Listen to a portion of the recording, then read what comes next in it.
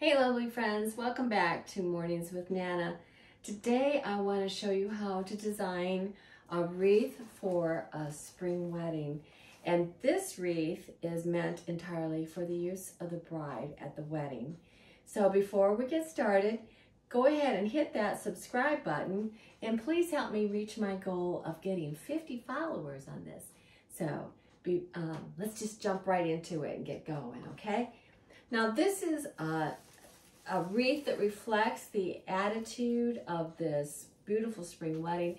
It's kind of whimsical, it's in a garden, and it's just a less structured kind of a wedding. And so I wanted something to start this beautiful wreath for the bride that had a little bit of whimsy to it. So I went with an unstructured open weave wreath. This is a lot more airy than, say, a metal wreath form or a styrofoam form, which I really hate. If you know me, you know I hate those things. Some people make wonderful things out of them. I don't like them. But this is a nice, open, whimsical wreath, and it's beautiful, and it's actually lovely just the way it is for a bride. But it's a special wedding, so you know me, I'm going to do a little something extra with this. It has, let me see on here, I had a little piece of ribbon to hang it. But to hang this wreath for this occasion, I'm using one of those metal over-the-door hangers. Now, if you were going to hang it from a nail or something, you could put a nice little piece of pipe cleaner here or a string, something to make a loop so it would just fit. Make it short so it's not up here. We don't want to see it hanging. Just to attach that before you get started so that you know where the top of this is. So anyway, these are more muted colors, more delicate colors than what are in the wedding. This is going to stand out but complement the wedding colors, but because it's for the bride, it needs to be a little bit different.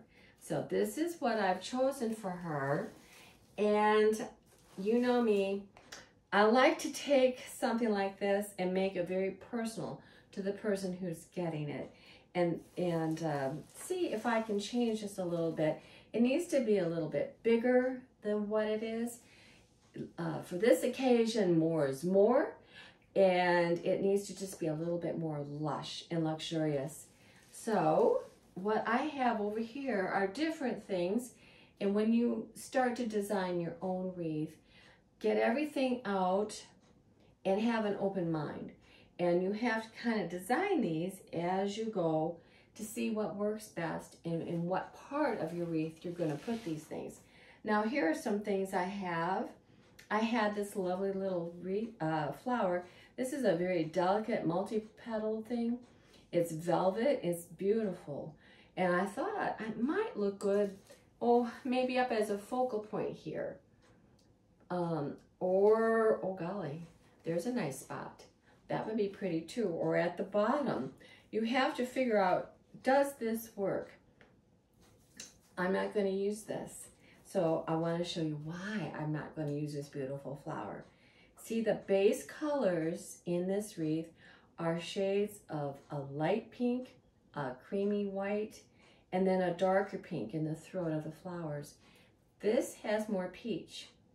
And I think they kind of complement each other, but since I only have the one, I'm not going to use it. I'll save that for another project. This particular wreath has these little beads in it for berries, very springtime looking. And so I want to come in with some flowers that kind of go with that are dainty. I want something very airy. I do not want to cover the back of this branches because that is the charming part of it that makes it airy and open and whimsical.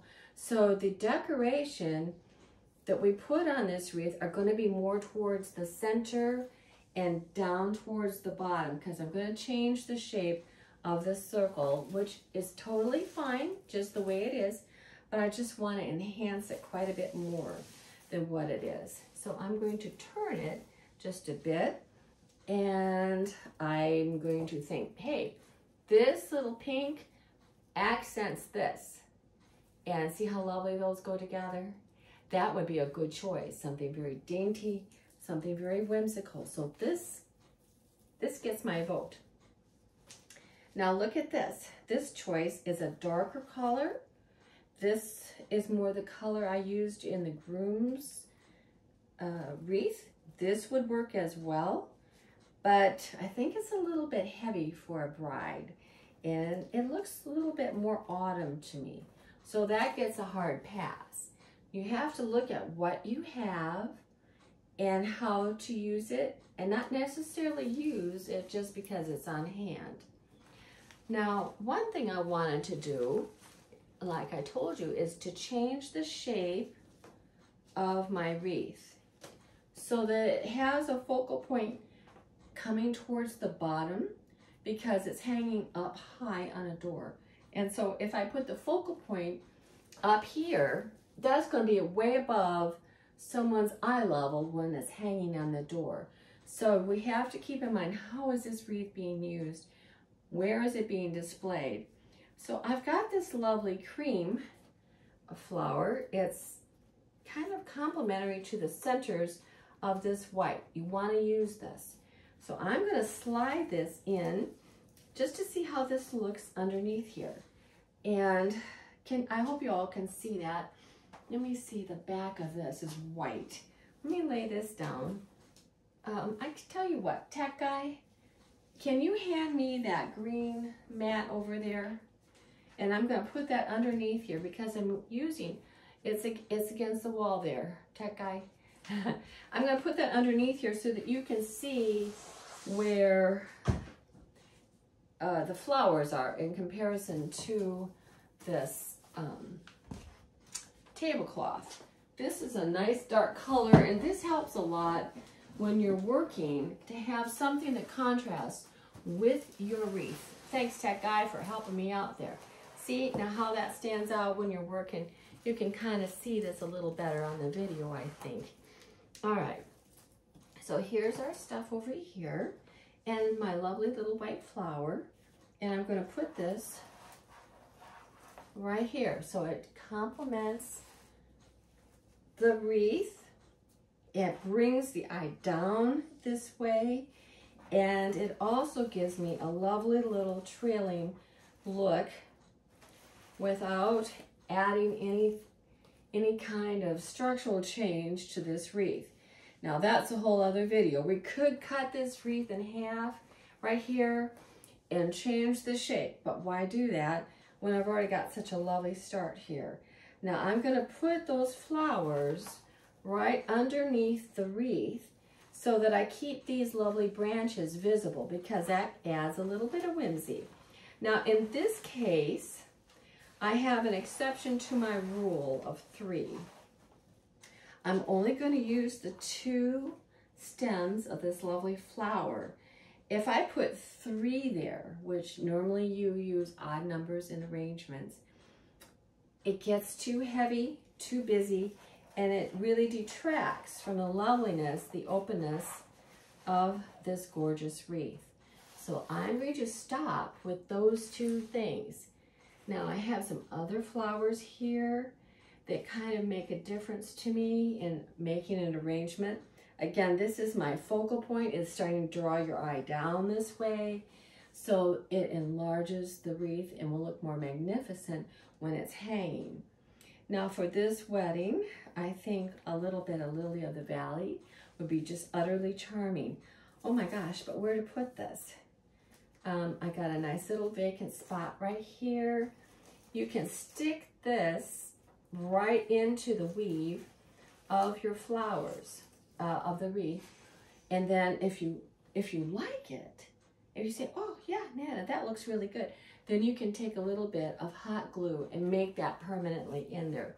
But when you have an open weave wreath, which I love, you can move it around many times instead of having to glue it in case you don't like it. And we don't want to make a mistake with this because weddings are really special. So it might go good down here. Again, this is up to you, your own personal taste, and how you want to design this. Now, this is a nice little delicate spring flower. it doesn't bring out the colors of the dogwood. It does complement the green dogwood. So I was thinking, since her wedding has some gold in it, to put just a little bit of a nod towards that. Again, I'm leaving the sticks here that come out these little twigs, so I go underneath them for a little bit of whimsy and lay it on top of these lovely long pieces of gladiola buds. So it kind of brings it down. It fills this in a little bit. It makes it look coordinated. You don't want anything loose there sticking out on its own without any other thought. But this is a wonderful option. It's a creative option to using fillers like ivy or any other kind of fern or any greenery. Use smaller flowers when you're working with these kinds of things. Now, I thought this was perfect. I can stop right here and have a glorious wreath, but this is a very special bride. So here we go. I thought I would take this little heart, isn't this cute, and use it in my wreath. I say, Nana, what on earth are you thinking? Well, I don't know what I'm thinking. I just kind of put it together and that's how it works. But I like how this openness and this whimsical beading mirrors the branches that we find on this lovely, lovely wreath base. So again, we're repeating an idea of the openness of the base wreath, but not copying it. We're complementing it with the openness of these little leaves. So let's see how this looks. I'm going to lay it right here in the middle. How shocking is that? Lay it right in the middle. Oh my gosh, can you see this? I'm going to turn this whole thing around so you can see it from your side on this deep green. What do you think? Oh, I love that. I have the lovely piece of tulle ribbon, and you see how pretty that looks? It didn't take us long to do this, but you have to think about how this is going to look together. Now, most people would not combine two wreaths together to make one, but a little bit more is a little bit more for a wedding. So you want to make your wreath for a bride very special. You can use this idea in any colors you want, and then when you get it laid out, of course, you're going to glue this together, you're going to fasten it together with your hot glue, and you're going to make it very sturdy. So you can pick it up, move it around, pack it up, put it in a van, carry it to the venue, and hang it up. It's got to be strong. But we don't want it to look strong. We want it to look very delicate, very dainty, and very airy. Now that we've got our layout, we can play with other things, like making this little dogwood blossom come forward, getting our petals out. We don't want everything covered by the secondary wreath of the heart. We could use an extra flower somewhere, but I don't like that one, so we're going to forget that. And we can take, now that we've got the second placement of the heart, we can cut little pieces of this off and just kind of tuck in here, because we have a lot of the tonal same color here. We don't want all of it the same color. This is dainty and it complements the little white with giving us just a touch of colors here. So we're going to add these. I'm going to chop these up and stick them in here so it looks good. Now, say this is all finished. We can stop right there, but it would be nice, I'm just saying, for a bride to have a beautiful ribbon down here at the end of our focal point. And so what we could do, let me slide this down so you see this better, is to take a two-edged wired ribbon and make the bow down here. Now, if you put a big bow on here, let me show you. I think it would be a mistake. I think it would look too much, and it would cover up too much. But what you can do is take the streamers of this thing and put it underneath and have it hang down as a little bit of a finishing thing, kind of mocking the idea of a veil without having the heaviness of a large big bow. You get the idea. But you want to complement this ribbon, whatever ribbon you have for your wreath, with the main flowers. You want to bring those colors together. Now here's a secondary ribbon I have. I love this as well. This actually goes with the throat color on this dogwood. It matches. But look what happens when you put this on here. I feel, this is my opinion, that that's too strong a color. It's too harsh looking for my wreath. So I would use, for this bride, the lighter, more delicate, beautiful ribbon that is the overall airiness that I'm looking for. So once again, my friends, if you wouldn't mind just hitting that subscribe button. My goal is to get to 50 subscribers that like and share my page. Remember, if you comment on this, I'm going to comment back to you, to the first 50 people. And I want you to tell me what you have done to change the actual shape of your wreath to make what you have extremely unique. And tell me how you used it, what your occasion was, because I just love to hear from you. So anyway, that's my wreath. This special color of yellow is in here because of the family. So make it personal to what you're doing, not just something that they found at a box store and said, oh, that's good. Make this for the person who's going to use it.